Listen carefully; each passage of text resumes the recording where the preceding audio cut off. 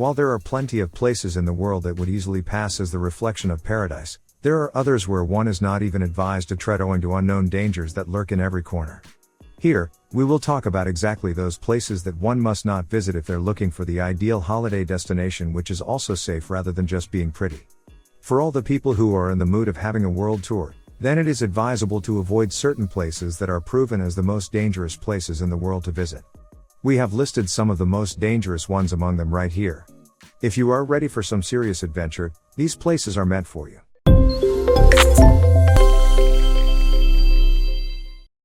The Devil's Pool. Victoria Falls is a stunning spectacle however you view it. Whether it's from the bottom of the gorge, from spray-doused Knife Edge Bridge, or the comfort of a plane or chopper. But when it comes to a breathtakingly immersive experience, nothing is quite so full-on as a dip in Devil's Pool. This oddly become 3 meters/10 feet deep natural pool stands right on the edge of the abyss, separated from the raging white water by the narrowest of rock lips. Devil's Pool is on the Zambian side of Victoria Falls. It stands almost midway across the mile-wide waterfall, close to Livingstone Island. It is accessible only on guided boat tours operated by Tongabisi Safaris. Do you need to be fit to reach Devil's Pool? No. But you should ideally be able to swim. Medium to strong swimmers head to the Devil's Pool from Livingstone Island, swimming upstream for a short distance then back downstream into the pool itself. Weak swimmers can wade from the island to the pool, provided they don't mind being submerged waist deep. In both instances, experienced guides are there to instruct and, if necessary, assist. There's nothing preventing non-swimmers from wading across either, but they are at slightly greater risk. Lake Karachi. Thanks to a secret government nuclear facility, Lake Karachi may be the most polluted spot on the planet. Welcome to beautiful Lake Karachi, a Russian lake so tainted by nearby nuclear facilities that it's considered the most polluted place on the planet. In 1990, just standing on the shore for an hour would give you a radiation dose of 600 Roentgen, more than enough to kill you. On the plus side, the lakefront property is probably really cheap. You can't blame Lake Karachi for acting up, it comes from a rough area. The lake is located within the Mayak Production Association, one of the largest and leakiest nuclear facilities in Russia.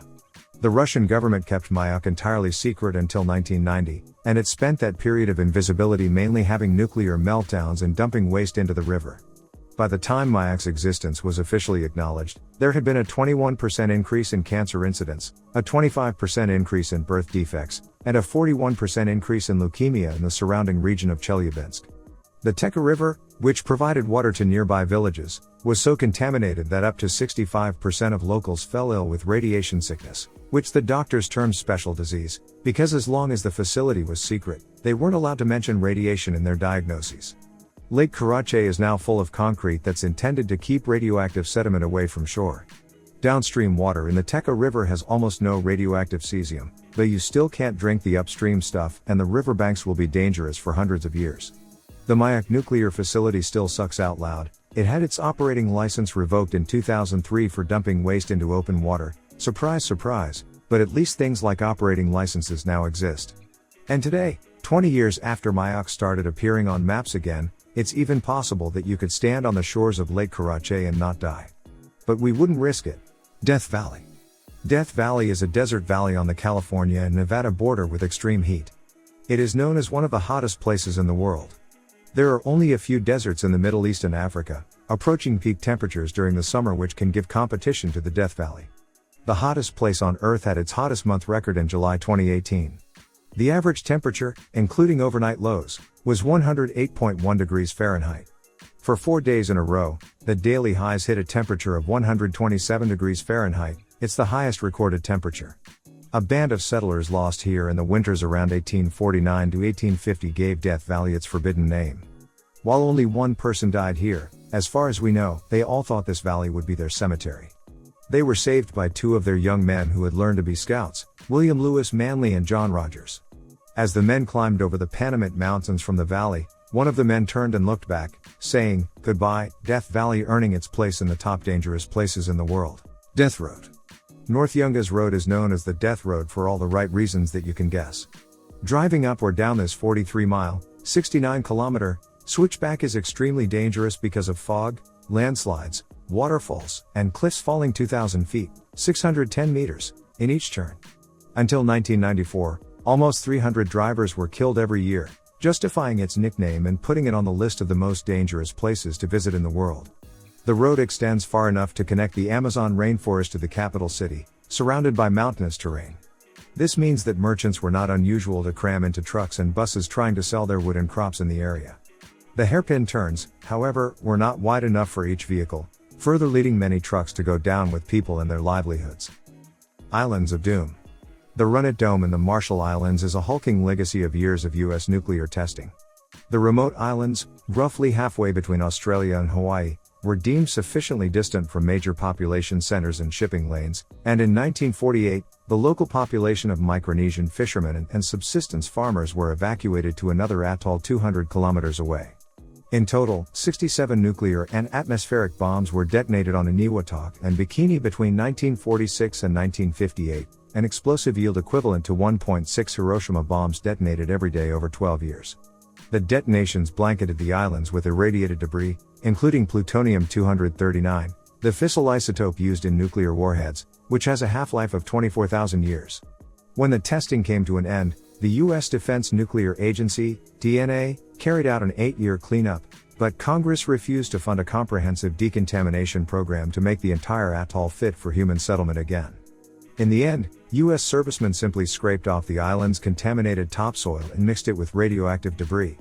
The resulting radioactive slurry was then dumped in an unlined 350-foot crater on Runit Island's northern tip, and sealed under 358 concrete panels. Meanwhile, only 3 of the atoll's 40 islands were cleaned up, but not Inchby, where half of Eniwetok's population had traditionally lived.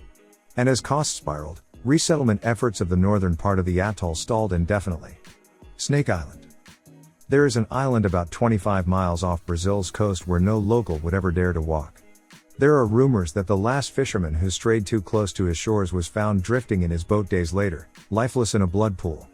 The mysterious island is known as Ilha de Queimada Grande, and setting foot there is reportedly so dangerous that the Brazilian government has made it illegal for anyone to visit. The island's threat comes in the form of the golden lancehead snakes, a pit viper species and one of the world's deadliest serpents. The is certainly the most dangerous place on Earth. Horrible holes. While we consider space to be the final frontier, there is often just as much, or more, that we don't know about our world, especially what lies at the bottom of our deepest oceans. The bottom of Earth's oceans isn't as simple a concept as many of us may think. Like the surface of the Earth, our underwater world has an amazingly vibrant topography. Think of the difference between the bottom of the Grand Canyon and the top of Mount Everest. Now think even bigger. The average ocean depth is approximately 3,688 meters, 12,100 feet, but it goes a lot deeper than that. There is an area called the Mariana Trench, the geographic feature, not the band, located near Guam in the Pacific, which is one of the deepest areas of the planet. There have only been 2 manned expeditions to the bottom of the Challenger Deep, carrying a total of 3 people. Meanwhile, there have been 6 manned expeditions that have successfully landed on the moon, not counting any trips via alien abduction. In 1960, the Trieste descended carrying Jacques Piccard and Don Walsh. The descent took 5 long hours, but due to a crack in the window that occurred during descent, the 2 could only spend 20 minutes of the ocean floor before they had to ascend. The second manned expedition occurred on March 26, 2012, when award-winning director James Cameron, yes, the Titanic and Avatar guy, took the deep-sea Challenger to the bottom. His planned visit was to involve 6 hours on the ocean floor, but unfortunately, his trip was cut a bit short due to some mechanical issues as well.